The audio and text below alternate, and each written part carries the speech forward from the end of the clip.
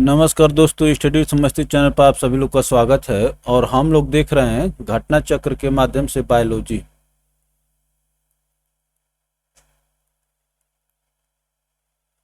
तो बायोलॉजी में दोस्तों ये मिसलेनियस वाला टॉपिक भी बहुत महत्वपूर्ण है। और इसमें हम लोग देखेंगे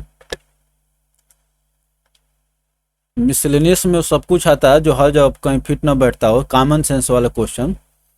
तो देखिए स्कोप ऑफ बायोलॉजी दिया है, तो किसी भी सब्जेक्ट का बहुत स्कोप है और इसको बहुत पढ़ने की जरूरत नहीं, हम सभी जानते हैं। इससे थोड़े प्रश्न पूछेगा। Human beings are the most intelligent organism due to the capabilities of thinking and understanding. सबसे अच्छी बात है कि इसकी वर्डिंग और सेंटेंस बहुत अच्छे होते हैं। तो देखिए दोस्तों, स्कोप ऑफ बायोलॉजी में बहुत कुछ नहीं दिया है। अब हम अपने बायोलॉजी के नॉलेज को एग्रीकल्चर में कैसे उपयोग करेंगे, ये यहाँ पर दिया हुआ है। ह्यूमन हेल्थ दिया हुआ है। आगे बहुत महत्वपूर्ण चीज़ें हैं जिस पर हम लोग फोकस करेंगे। आप बस 2 मिनट रुकिए और इतनी महत्वपूर्ण चीज़ें निकल करके आएंगी जो एग्जाम में आपके लिए बहुत फायदेमंद होगी। ठीक है दोस्तों। तो प्रैक्टिकल स्कोप अब देखिए यहाँ से आ रहा है, पूछा है miscellaneous important fact Jarvik 7। Jarvik 7 क्या है? ये आर्टिफिशियल हार्ट है। A mechanical pump use to replace the function of a damaged heart either temporarily or as a permanent prosthesis.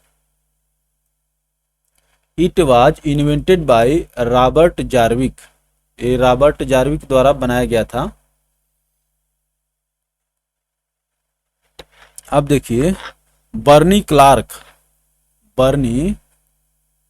was the first recipient of an artificial heart in 1982।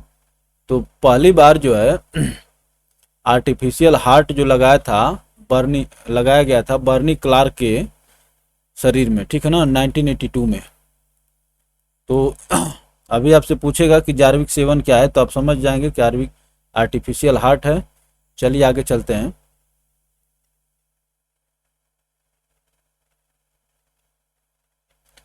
यहाँ पर बहुत महत्वपूर्ण चीजें fact दिया है। देखिए stethoscope इससे क्या करते हैं? To measure the heart beat.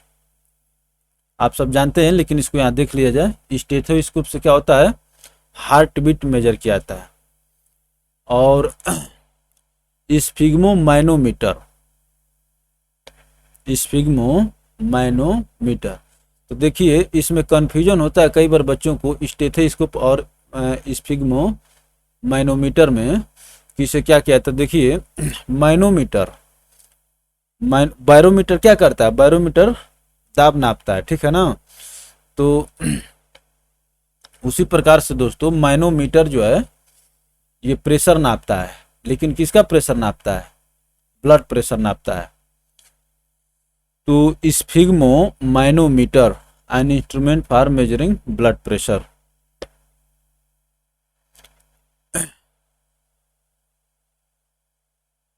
चलिए आगे चलते हैं। और कंप्यूटेड टोमोग्राफी और सीटी स्कैन। सीटी स्कैन का फुल फॉर्म क्या है? Computed tomography. It is used to detect any abnormalities or disorders in the whole body. तो सीटी स्कैन आपके शरीर के बारे में पता लगाने के लिए क्या कहता है कि भाई क्या बीमारी है, कैसे है, इन द होल बॉडी। अब देखिए ईसीजी, यहाँ सी से क्या रिलेट करता है दोस्तों? कार्डियो। कार्डियो जो शब्द है ये हृदय से जुड़ा हुआ है।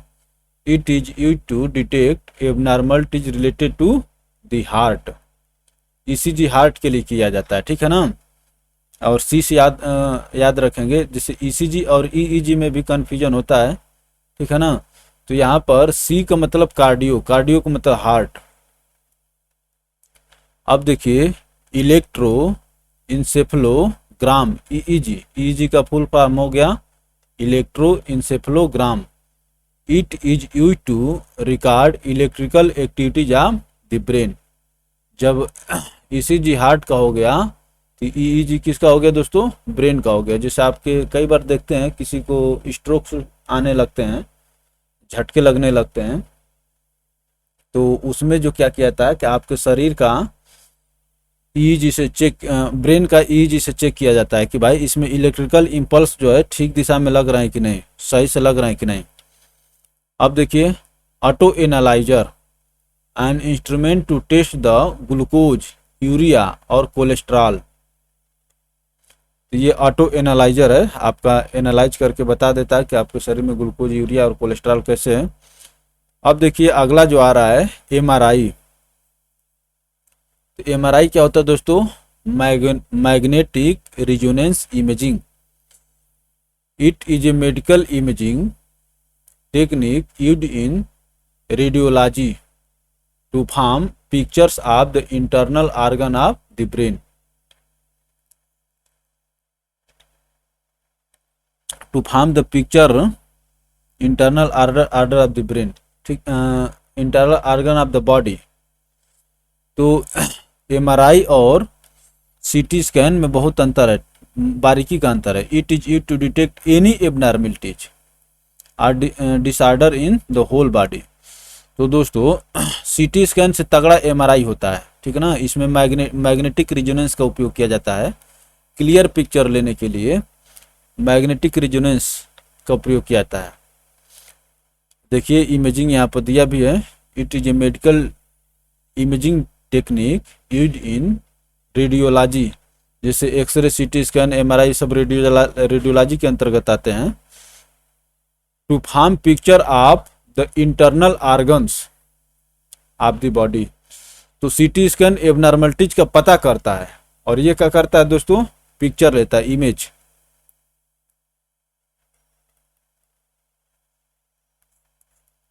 चलिए आगे चलते हैं। देखिए अच्छा फैक्ट निकल के आया ना।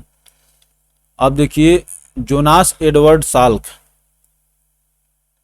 was an American medical researcher and virologist. He discovered and developed one of the first successful polio vaccine. Jonas Salk जो है दोस्तों, पोलियो वैक्सीन, जिस तरह से अभी कोरोना आया है, कोरोना की वैक्सीन बनाई गई है, उसी तरह से एडवर्ड साल्क ने दोस्तों पोलियो की वैक्सीन बनाया था। First successful polio vaccine. Albert Bruce Sabeen was the Polish American medical researcher best known for developing the oral polio vaccine. अभी देख रहे हैं कि हम लोग जो कोरोना की वैक्सीन ले रहे हैं ये इंजेक्शन के माध्यम से दी जा रही है, ठीक है ना। तो उसी तरह से जो जोनास साल्क बनाए थे वो भी इंजेक्शन के माध्यम से दी जाती थी। लेकिन अल्बर्ट ब्रूस सबीन जो दोस्तों पोलियो की ओरल वैक्सीन बनाए, जैसे अभी कोरोना की वैक्सीन भी ओरल आने वाली है। आपको जिसको सुई से डर लगता होगा तो अब कोरोना की वैक्सीन भी आपको माउथ में दे दी जाएगी ड्रॉप के रूप में। Which has played a key role in nearly eradicating the disease. अब देखते हैं कि छोटे छोटे बच्चों को पोलियो पिलाई जाती है और माउथ में, ठीक है ना। तो अल्बर्ट ब्रूस सबीन जो आकर के एडवर्ड साल के जो टीका था उसको और एडवांस बनाती है। अब देखिए, Robert garden Wester is a virologist of New Zealand. He पोजिटेड that pandemic strain of flu arises from genes. He posited that pandemic strain of the flu arises from genes in flu virus strain in non-humans. For example, a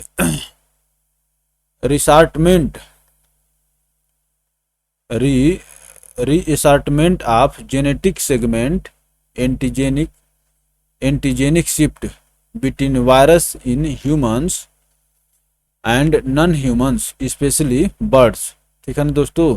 virus in humans and non humans, especially birds, rather than by mutation antigenic drift in annual human flu strain. He identified the flu virus H5N1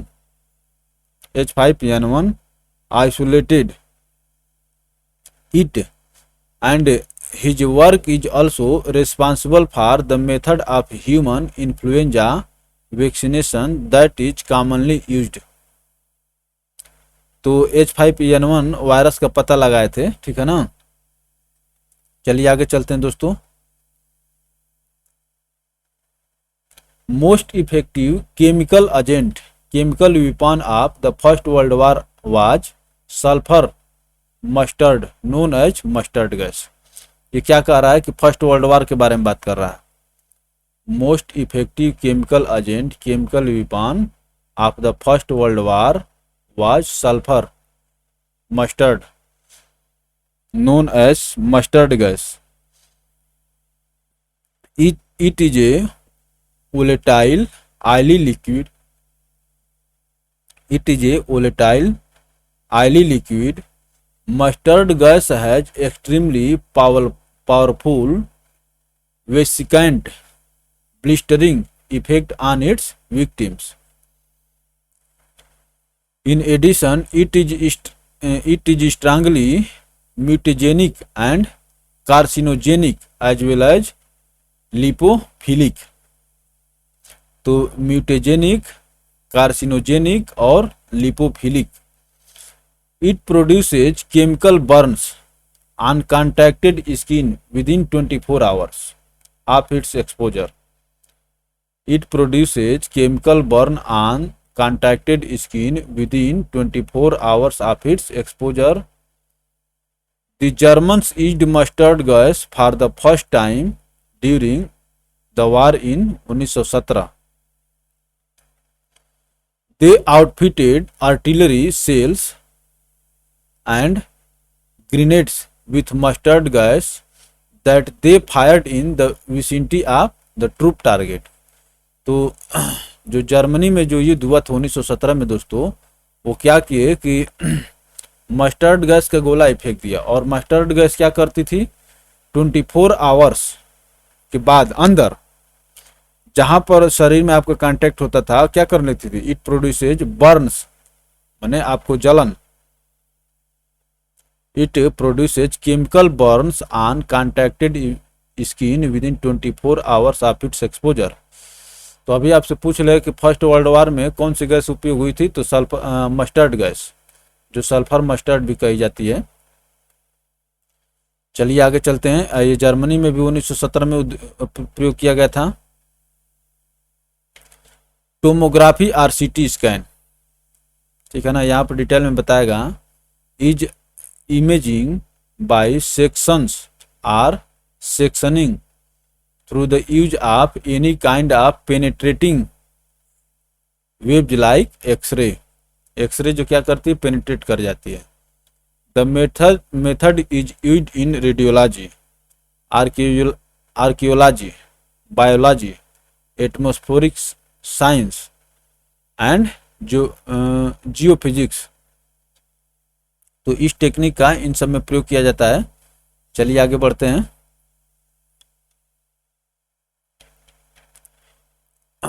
ओशियानोग्राफी, plasma physics, material science, astrophysics, quantum information and other area of science. तो CT scan का केवल इसी में प्रयोग नहीं किया जाता है, जो ये सिद्धांत है इसका और भी जगह उपयोग किया जाता है। चलिए आगे चलते हैं। तो ईईजी के बारे में बात कर रहा है। ईईजी का फुल फॉर्म क्या था, electroencephalography, electroencephalography. It is an electrophysiological monitoring method to record the electrical activity of the brain. It is typically non-invasive with the electrodes placed along the scalp. तो EEG brain के लिए किया जाता है, वही बता रहा है ये। चलिए आगे चलते हैं। अब देखिए यहाँ पर ईओजी एक आया है, ईओजी, इलेक्ट्रो आकुलोग्राफी, आकुलो। तो आकुलो जो शब्द है दोस्तों, ये आंख से रिलेटेड है, ठीक है ना। आकुलो देखिए क्या होगा, it is a technique for measuring the corneoretinal standing potential that exists between the front and back of the human eye. The resulting signal is called electrooculogram. जो सिग्नल होता है उसको ग्राम कहते हैं और जो चित्र होता है उसको ग्राफी कहते हैं. Its primary application are in ophthalmological diagnosis. Ophthalmology जो है ये भी आंख से जुड़ा हुआ दोस्तों, ठीक है ना. Ophthalmological diagnosis and in regarding eye movements, आँख का मूवमेंट को. तो मैंने ईओजी दोस्तों, ईओजी आँख से संबंधित बीमारियों का पता लगाने के लिए और उनको ठीक करने के लिए प्रयोग किया जाता है. आपसे इतना ही पूछेगा, डॉक्टर थोड़े बनाना है आपको. अब देखिए इलेक्ट्रोमायोग्राफी, इसका प्रयोग किस चीज में किया जाता है. It is N electro diagnostic medicine technique. It is an electro-diagnostic medicine technique for evaluating and recording the electrical activity produced by skeletal muscle. Myo means muscle हो गया.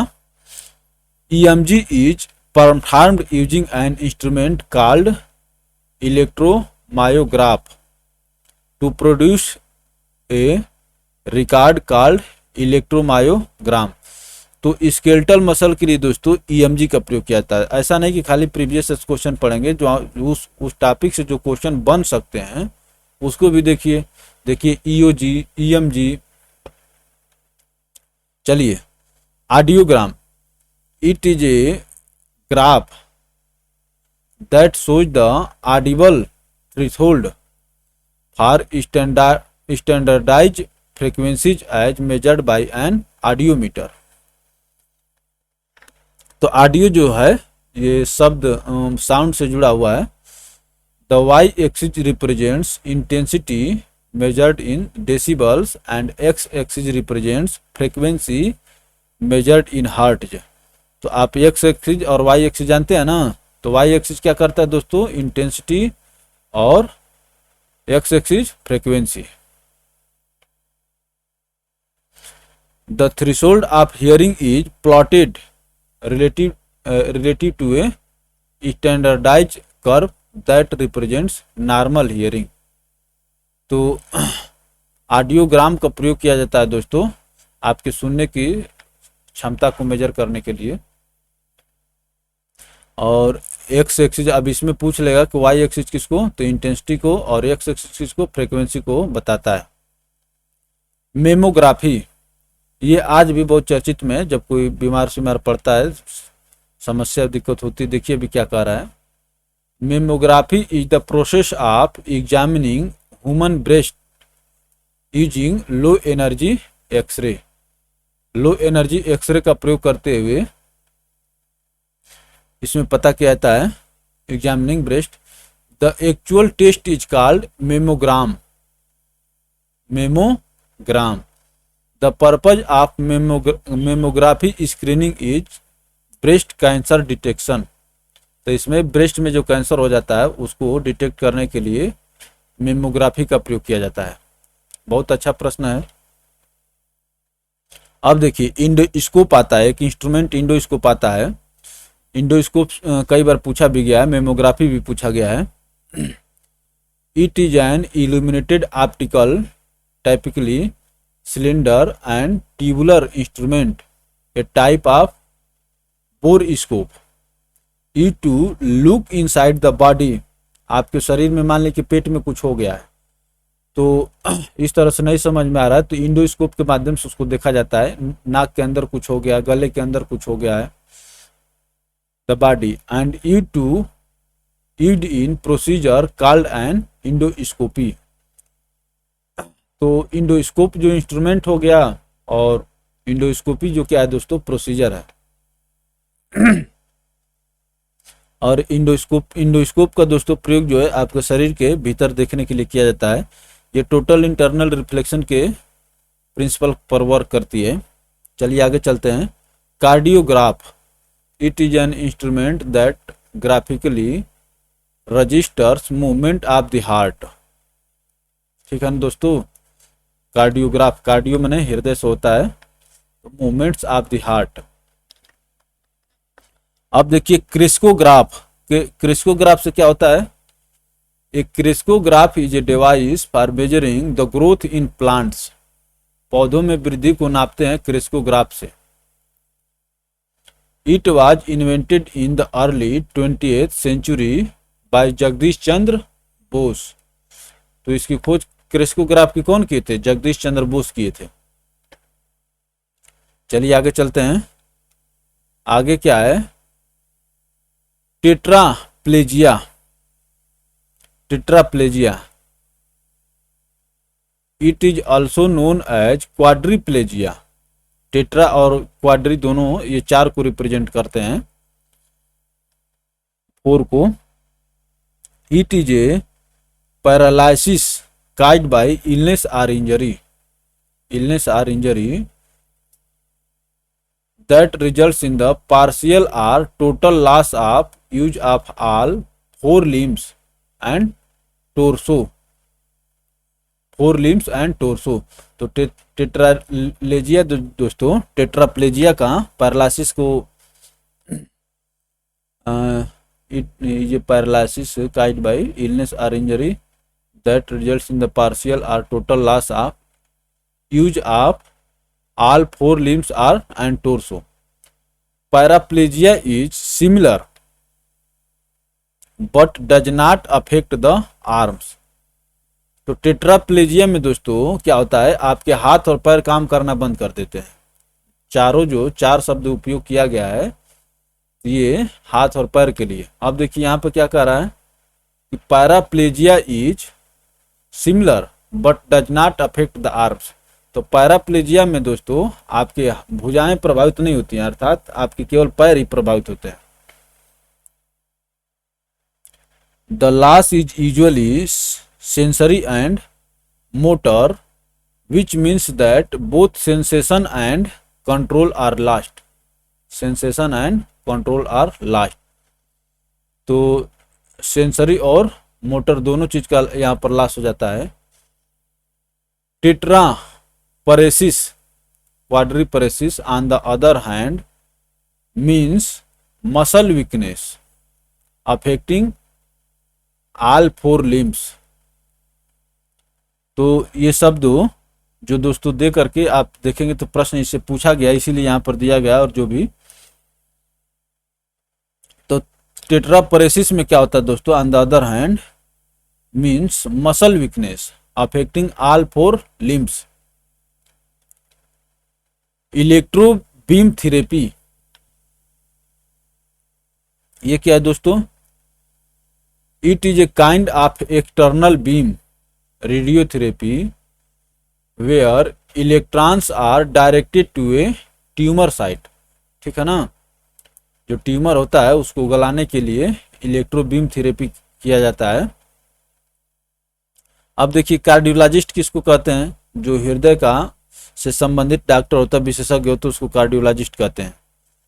ए cardiologist specialises in diagnosing and treating diseases of cardiovascular system, cardiovascular system। The cardiologist will carry out tests and they may do some procedures such as heart catheterization, angioplasty, angioplasty भी heart से ही संबंधित है। कैथेटेराइजेशन are inserting A pacemaker, ये सब चीज़ जो है दोस्तों cardiologist करता है। कि आपके हृदय में पेसमेकर डालना है तो कार्डियोलॉजिस्ट ही तो करेगा। Angioplasty, catheterisation. चलिए आगे चलते हैं। कार्डियोलॉजिस्ट वैसे चर्चित शब्द है, इसको बताने की जरूरत नहीं है। अब चलिए यहाँ पर देखते हैं। यहाँ पर देखिए सम इम्पोर्टेंट डेज दिया हुआ है, ठीक है ना, जो साइंस से रिलेटेड है। चलिए देखते हैं।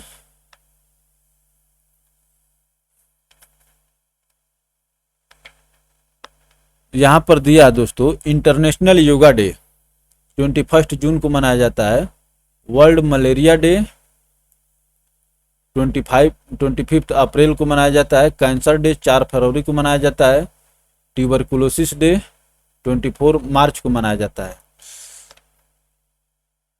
इन्वायरमेंट डे 5 जून को, ये तो ठीक है। वर्ल्ड फूड डे 16 अक्टूबर को मनाया जाता है। वर्ल्ड एनिमल डे 4 अक्टूबर को मनाया जाता है।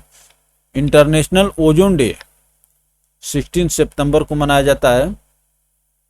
ये महत्वपूर्ण सभी पूछे जाते हैं, नहीं तो ये एक ही जगह सब कुछ नहीं छाप देता, बस महत्वपूर्ण दिया हुआ है।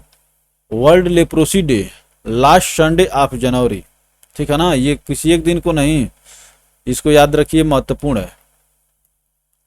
World leprosy day last Sunday off the January, और ये डेट चेंज करेगी। वर्ल्ड डायबिटीज डे 14 नवंबर को मनाई जाती है। एड्स डे 1 दिसंबर को मनाया जाता है।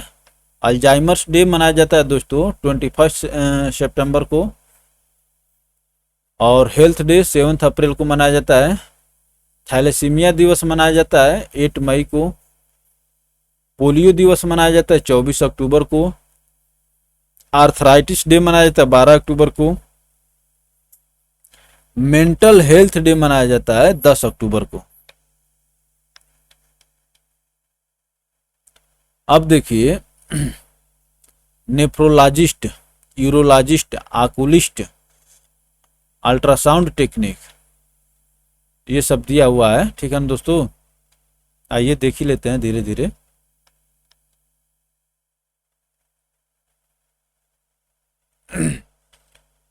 The nephrologist deals with the diagnosis and management of kidney diseases.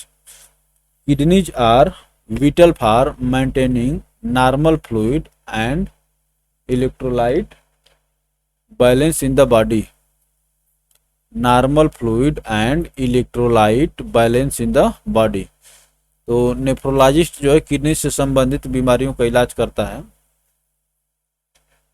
Urologist treats general diseases of urinary tract, ठीक ना, यूरिनरी ट्रैक माने मूत्र मार्ग में, चाहे महिला हो या पुरुष हो, यूरोलॉजिस्ट उसका इलाज करता है। Oculist, an oculist is a person who examines or treats peoples eye. मैं आपको बताया था ना, आकुल शब्द जो है आंख से जुड़ा हुआ है, ये आंख का इलाज करता है। चलिए आगे चलते हैं। Ultrasound technique, medical ultrasound also known as diagnostic sonography, ultrasound को सोनोग्राफी भी कहा जाता है, और ultrasonography is a diagnostic imaging technique based on the application of ultrasound. It is used to create an image of internal body structure such as tendons, muscles, joints, blood vessels and internal organs. तो ultrasound में जो दोस्तों ultrasound wave का प्रयोग किया जाता है, और इसको सोनोग्राफी या अल्ट्रासोनोग्राफी किया जाता है। इसी अल्ट्रासाउंड टेक्निक का प्रयोग करके दोस्तों लोग भ्रूण का पता लगाते हैं कि मेल है कि फीमेल है सब, तो इसीलिए अल्ट्रासाउंड कराना माने गर्भाशय वाला, उसको ये मनाही है कानून की तरफ से। अब चलिए आगे। Fetal ultrasound is a test used during pregnancy that creates an image of fetus in mother's womb. देखिए, ये फेटल अल्ट्रासाउंड करा करके भ्रूण का पता लगाते हैं लोग, और फिर बच्चे आए कि बच्ची है, मैंने इसको देख करके फिर अपने अनुसार डिसीजन लेते हैं। इसको सरकार गैर कानूनी घोषित की है।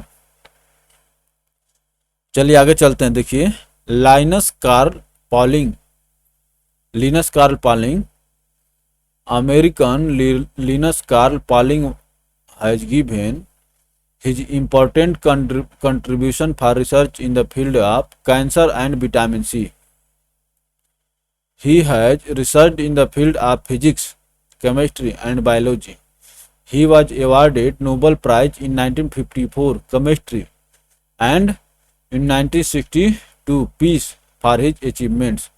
तो देखिए ये ऐसे हैं जिनको केमिस्ट्री और शांति दोनों का पुरस्कार मिला है नोबल। लिनस कार्ल पॉलिंग, और ये कैंसर और विटामिन सी के खोज में अपना महत्वपूर्ण योगदान दिए हैं इस फील्ड में, कैंसर और विटामिन सी के। सबसे अच्छी बड़ी बात यह है कि इनको विज्ञान और शांति दोनों का पुरस्कार मिला है। अब देखिए honey bees, these are the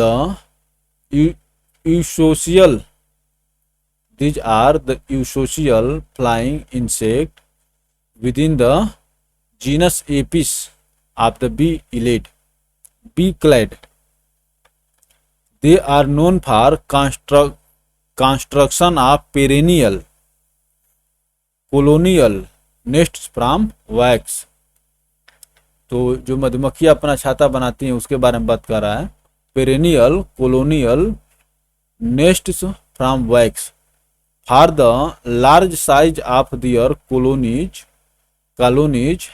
and for their surplus production and storage of honey, distinguishing their hives as a prized foraging target of many animals, including honey badgers, bears, and human hunter gatherers। तो दोस्तों हनी बीज आप जानते हैं। चलिए आगे चलते हैं।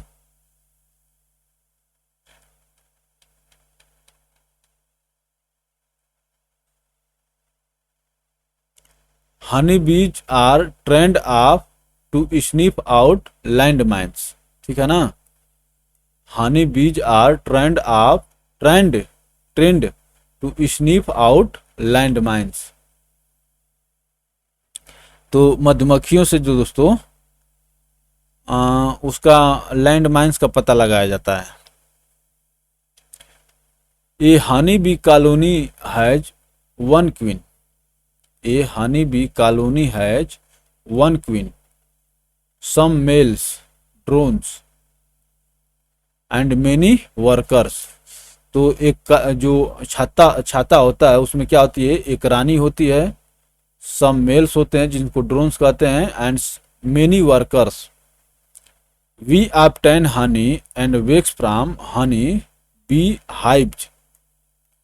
The average speed of honey bees are normally 12 to 15 miles per hour।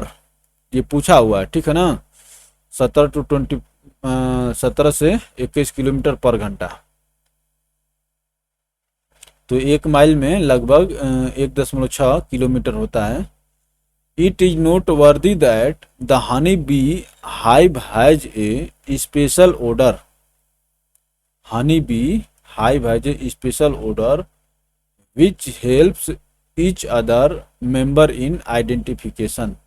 ये कह रहा है कि एक अलग प्रकार की सुगंध होती है, महक गमक होती है, जो उनको पहचानने में मदद करती है कि उन्हीं का घर है। which helps each other members in identification। जो उनको खुद एक दूसरे को भी पहचानने में हेल्प करती है कि भाई ये मेरे ही ग्रुप का है। अब चलिए आगे चलते हैं। Karl own फ्रिश discovered the bees communicate the location of food resources to each other through complex circle and waggle dance। complex circle and waggle dance। For this discovery he was awarded Nobel Prize in 1973। तो Karl own फ्रिश को दोस्तों मधुमक्खियों पर research के लिए इनको Nobel prize दिया गया। ठीक है ना, क्या कह रहा है, discovered that bees communicate the location of food sources to each other through complex circle and waggle dances. For this discovery he was awarded Nobel prize in 1973। Round dance, Round dance is a term used to describe the communicative behavior of a foraging honeybee, in which she moves on the comb to close circle. On the comb in closed circle, alternating right and then left. Alternating right and then left. पहले right फिर left. पहले right फिर left. The round dance indicates that the forager has located a profitable food source close to the hive. ठीक है ना, ये बताता है कि round dance indicates that the forager, क्योंकि देख रहे हैं कि कार्ल ऑन फिश को दोस्तों मधुमक्खियों पर रिसर्च के लिए ही नोबेल पुरस्कार दिया गया। तो वही अलग अलग प्रकार के रिसर्च इसमें क्या कह रहा है कि round dance indicates that the forager has located a profitable food source close to the hive, approximately 75 metre range. अब देखिए वेगल डांस क्या है। The waggle dance tells the watching bees two things about a flower patch location, the dance,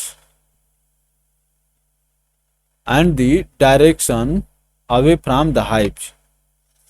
The dancing bee wiggle back and forth as she moves forward in a straight line, then circle around to repeat the dance. It indicates that food source is far from the hive.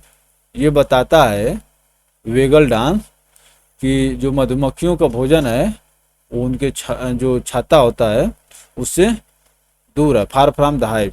It indicate that food source is far from the hive. और round dance क्या बताता है, round dance ये बताता है कि नजदीक है, क्लोज टू द हाइव। अब देखिए सिलिका जेल पैकेट।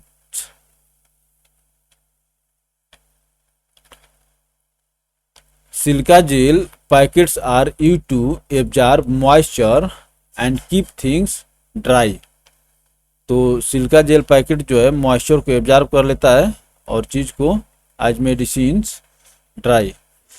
तो देखते हैं कि ये दवाओं में भी रखा रहता है ताकि दवाएं सूखी रहें जिन दवाओं को ऐसी ज़रूरत होती है। Silica gel packets used to absorb moisture and keep things dry. अब देखिए different agricultural revolutions and related field. ये पूछता है कि कौन सी रिवोल्यूशन किस चीज़ से संबंधित है और खूब पूछता है, तनिक नहीं। चलिए देखते हैं इसको। तो दोस्तों देखिए हम लोग देखेंगे different agricultural revolution and related field. यहाँ से खूब प्रश्न पूछे जाते हैं, ठीक है ना, किसी भी परीक्षा में उठा लीजिए यहाँ से प्रश्न लगभग मिलते हैं, ठीक ना। ये इसमें भी आता है, इकोनॉमिक में भी आता है, ज्योग्राफी में भी आता है, तीनों पार्ट में ये कवर होता है, इसीलिए इसको मिसलेनियस की कैटेगरी में रखा गया है। तो ग्रीन रिवोल्यूशन था दोस्तों, ये सीरियल्स खाद्य सामग्री के प्रोडक्शन से संबंधित था। और white revolution milk and dairy. और येलो रिवोल्यूशन दोस्तों ऑयलसीड प्रोडक्शन, तेलहन का प्रोडक्शन के लिए था येलो रिवोल्यूशन। और ब्लू रिवोल्यूशन फिशरीज एवं aquaculture. Pink revolution meat and poultry processing, ठीक है ना, प्रोसेसिंग, ओनियंस, प्रान प्रोडक्शन। तो ये पिंक जो रिवोल्यूशन भी दोस्तों एक महत्वपूर्ण रिवोल्यूशन पूछता है, मीट एंड पोल्ट्री प्रोसेसिंग। और उसके बाद ओनियंस, प्रान में झींगा होता है, झींगा मछली जो होता है ना, झींगा मछली। उसके बाद दोस्तों ब्लैक रिवोल्यूशन। ब्लैक रिवोल्यूशन का संबंध दोस्तों पेट्रोलियम प्रोडक्शन से है। सिल्वर रिवोल्यूशन का एग प्रोडक्शन, क्योंकि एग जो सिल्वर कलर का होता है। और रेड में दोस्तों मीट एंड टोमेटो। टोमेटो आप जानते हैं कि लाल होता है। राउंड पोटैटो, इसको गोल कर दें हम भी। राउंड रिवोल्यूशन जो है पोटैटो प्रोडक्शन से संबंधित है। उसके बाद दोस्तों ग्रे रिवोल्यूशन, भूरी भूरी क्रांति फर्टिलाइजर से। Brown brown revolution BPL, BPL होता है ना, तो बीएल कर लीजिए, लेदर से।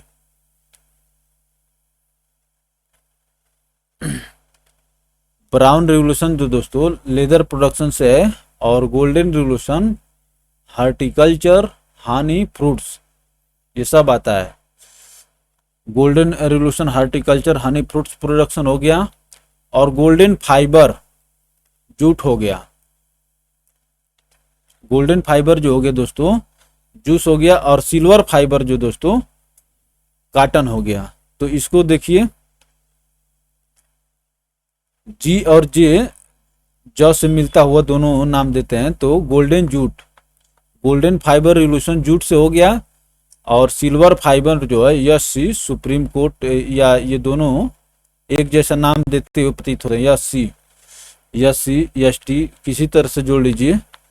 तो सिल्वर फाइबर रिवोल्यूशन जो दोस्तों काटन हो गया। अब मैं आपको बता रहा हूं सिल्वर रिवोल्यूशन जो एग है और सिल्वर फाइबर जो है दोस्तों काटन है। इसको आप याद रखिएगा। चलिए आगे चलते हैं। देखा जाए, देखते रहिए, ठीक है ना। एक बार इसको देख लीजिए, सब तैयार हो जाएगा। शांति स्वरूप भटनागर अवार्ड, जानते हैं कि विज्ञान के क्षेत्र में दिया जाता है और आपसे बार बार पूछा भी जाता है कि किस क्षेत्र में दिया जाता है। This is a prestigious science award in India given annually by the Council of Scientific and Industrial Research CSIR for notable and outstanding research applied or fundamental in biology, chemistry, environmental science, engineering, mathematics, medicine and physics। इस किसी में से एक notable और outstanding आपका work रहेगा तो आपको शांति स्वरूप भटनागर पुरस्कार दिया जा सकता है। Purpose of this prize is to recognise outstanding Indian work in science and technology. It is the most coveted award in multidisciplinary science in India. Disciplinary में स्पेलिंग देखिएगा, ये पूछ लेता है, ठीक ना। डिसिप्लिन तो पहले DIS पूरा लिख लीजिए, ठीक ना। उसके बाद CI कर दीजिए। This award is named after the founder and director of CSIR। अब ये भी आप जान गए कि फाउंडर एंड डायरेक्टर CSIR के कौन से थे? Shanti Swarup Bhatnagar. This award is named after the founder and director of the CSIR, Shanti Swarup Bhatnagar.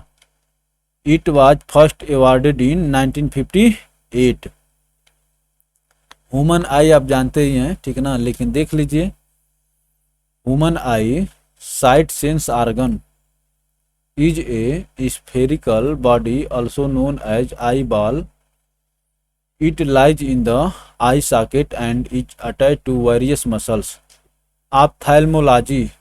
Ophthalmology is a branch of medicine and surgery that deals with the diagnosis and treatment of eye disorders. Ophthalmology. In eye donation, the cornea is the part which is transplanted. तो जब ये देखिए, जब आप आई donate करते हैं तो आपकी कार्निया निकाली जाती है, ठीक ना। In eye donation the cornea is the part which is transplanted. अब देखिए क्रिश्चियन बर्नार्ड को देखते हैं, क्या कह रहे हैं क्रिश्चियन बर्नार्ड साहब। Was a south African cardiac surgeon who performed the world first highly publicized heart transplant and the first one in which the patient regained consciousness। ठीक है ना। तो क्रिश्चियन बर्नार्ड जो दोस्तों ये साउथ अफ्रीका के वैज्ञानिक हैं, डॉक्टर हैं, वैज्ञानिक डॉक्टर हैं जो वर्ल्ड में पहली बार हार्ट ट्रांसप्लांट किए and the first one in which the patient regained consciousness 1967 में। चलिए आगे बढ़ते हैं। Natural pacemaker, electrical impulses from the heart muscle cause to beat. This electrical signal begins in the sinoatrial node, S node, S A node इसको कहते हैं, sinoatrial node, located at the top of the heart's upper right chamber, the right atrium. The SA node is a natural pacemaker। ठीक है ना। SA node जो है natural pacemaker है, इसका नाम क्या है, सिनोएट्रियल नोड। तो ये आपके यहाँ से देखिए located at the top of, ये भी आपसे पूछ सकता है, ठीक है ना। Located at the top of the hearts upper right chamber. आपका हृदय अगर ऐसे बनता है तो ये अपर राइट चेम्बर हो गया, upper right chamber, right atrium. The SA node is a natural pacemaker. अब देखिए ये तो नेचुरल हो गया, अब आर्टिफिशियल पेसमेकर देखते हैं। It is a medical device which uses electrical impulses delivered by electrodes contacting the heart muscles to regulate the beating of the heart. The most common reason to need a pacemaker are bradycardia and heart block। ठीक है ना। कब artificial आपको pacemaker की जरूरत पड़ेगी, यहाँ पर देखिए जो महत्वपूर्ण चीज है उसको देखना चाहिए। The most common reason to need a pacemaker are bradycardia and heart block. Bradycardia is a heartbeat that is slower than normal. Bradycardia is a heartbeat that is slower than normal. Heart block is a disorder that occurs if an electrical signal is slowed or disrupted as it moves through the heart. A pacemaker can help to regulate heartbeat। अब देखिए dehydration किसको कहते हैं। Dehydration is the loss of water or liquid from the body in excessive quantity. In this state, the electrolytes, mainly sodium chloride, is lost from the body. Sodium chloride is lost from the body। Dehydration हो जाता है, dehydration हो जाने पर फिर काम गड़बड़ हो जाता है, पानी शरीर में पानी की कमी हो जाती है। King cobra, the king cobra का इसका रासायनिक नाम क्या है दोस्तों, ये बोटेनिकल नेम, वनस्पतिक नाम या वैज्ञानिक नाम आफियोफेगस। आफियोफेगस हनाह इज ए विनोमस स्नेक। ये जहरीला सांप होता है। Species in the family elapid endemic to forest। Elepid endemic to forest from India through Southeast Asia। Endemic। It is threatened by habitats destruction and has been listed vulnerable on the IUCN red list since 2010। तो ये king cobra भी red list में चला गया है। Vulnerable on the IUCN red list since 2010। It is the world longest venomous snake. ठीक है ना, दारिला सांप है। Adult king cobra are 3.18 to 4 meters long. The female king cobra lays eggs 20 to 50 eggs in the nest oviparous। oviparous वो होते हैं जो अंडा देते हैं, ठीक है ना। Parental care is found in this snake.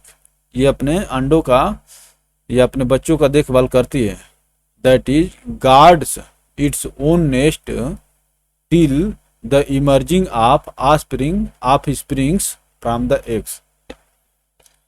तो ये देखिए किंग कोबरा के बारे में आपको बताया गया है। और फीमेल किंग कोबरा जो होता है दोस्तों 20 से 50 अंडे देता है और ये मैंने 3 से लेकर 4 मीटर तक लंबे होते हैं, ओविपेरस होते हैं। चलिए आगे चलते हैं दोस्तों। अब देखिए यहाँ पर जो दिया है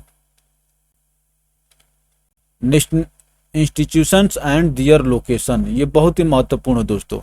अगेन एंड अगेन पूछा जाता है। इसकी जितनी भी बात जितनी बार भी आपको बताया जाए कम है। देखिए क्या कह रहा है। National institute of immunology new Delhi, national centre for cell science कोशिका विज्ञान Pune, centre for DNA fingerprinting and diagnostic Hyderabad Telangana. याद करते रहिए, देखते रहिए। National institute of plant genome research new Delhi, national brain research centre मस्तिष्क Manesar Gurugram Haryana, institute of life science Bhubaneswar Orissa, institute of life science Bhubaneswar Orissa. ये अलग प्रकार का इसलिए इसको थोड़ा सा कर लिए, मार्क कर लिए।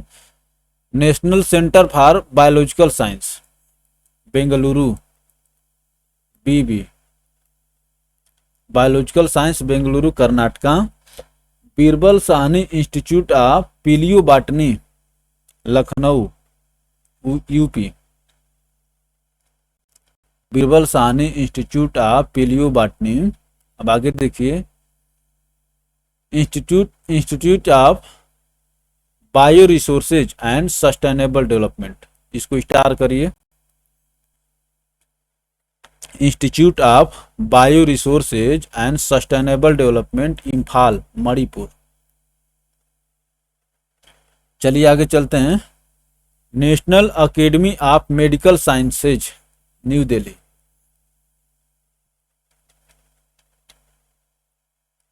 Institute of forest genetics and tree breeding Coimbatore Tamil Nadu, institute of forest genetics and tree breeding Coimbatore, institute of microbial technology Chandigarh, institute of microbial technology, central institute of medical and aromatic plants Lucknow UP. चलिए आगे चलते हैं दोस्तों। National institute for empowerment of persons with visual disabilities Dehradun, नेत्र से जो disable हैं उनके लिए जो इंस्टीट्यूट है दोस्तों देहरादून में है।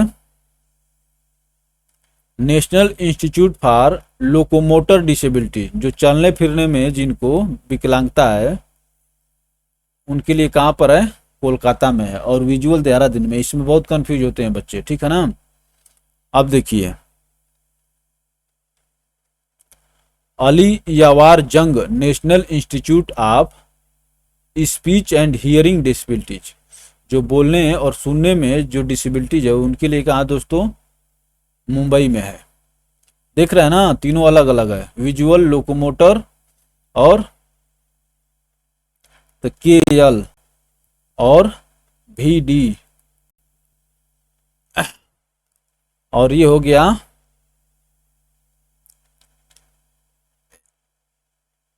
SMH। तो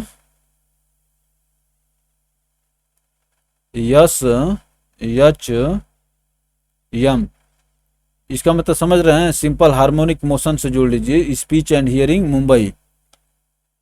कुछ दिमाग में जोड़ करके रखेंगे तभी रह गया, तो इतना प्रैक्टिस कर लीजिए, रट जाइए, आपको जैसे अच्छा लगे वो उस तरह से चलिए। National institute for mentally handicapped, Secunderabad, देख रहा है ना, मेंटली हैंडिकेप्ड दोस्तों, सिकंदराबाद तेलंगाना, ये बहुत महत्वपूर्ण है। अब देखिए, national botanical research institute Lucknow UP, national bureau of plant genetic research resources, national bureau of plant genetic resources new Delhi, Indian institute of sugarcane research, गन्ना पर रिसर्च लखनऊ में,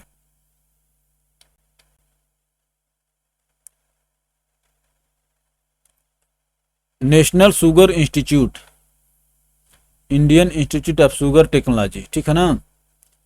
तो शुगरकेन पर जो है दोस्तों लखनऊ में है, गन्ना पर है, गन्ना पर है लखनऊ में, और शुगर चीनी पर कहां पर है दोस्तों, कानपुर, चीनी में कानपुर है, और गन्ना जो लखनऊ चला गया, और पशु में वेटरिनरी जो हो गया पशु बरेली, पशु जो चला गया दोस्तों बरेली, इज्जत नगर बरेली यूपी, सेंट्रल एवियन पक्षी, ये भी इज्जत नगर आ गया। तो पशु और पक्षी दोनों कहां चले गए, बरेली में चले गए, Izzatnagar. Central drug research institute Lucknow में है, और राइस कटक में उड़ीसा में है, पोटैटो जो है शिमला में है, ये आप जानते ही हैं। तो ये रहा दोस्तों।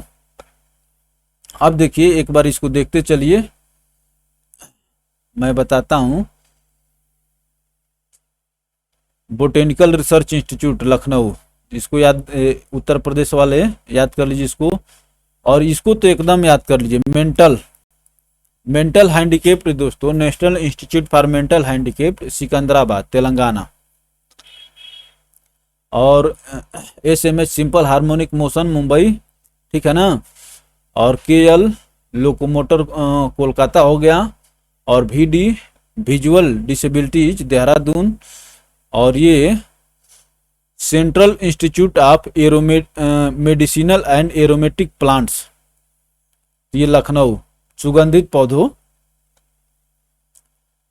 Institute of microbial technology Chandigarh, forest and tree Coimbatore, अक्सर फॉरेस्ट एंड ट्री आता दोस्तों, तो हम लोग ट्रिक करते हैं देहरादून।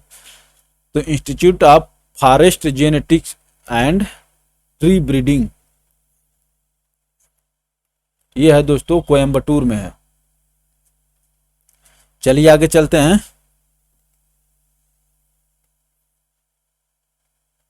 ये देखिए, institute of bio resources and sustainable development Imphal Manipur, इसको याद कर लीजिएगा जरूर। Birbal Sahni institute of palaeobotany Uttar Pradesh मैंने लखनऊ, और centre for biological science Bengaluru BB, life science Bhubaneswar, brain research Manesar, plant genome research new Delhi, DNA fingerprinting, ये तो खूब पूछता है,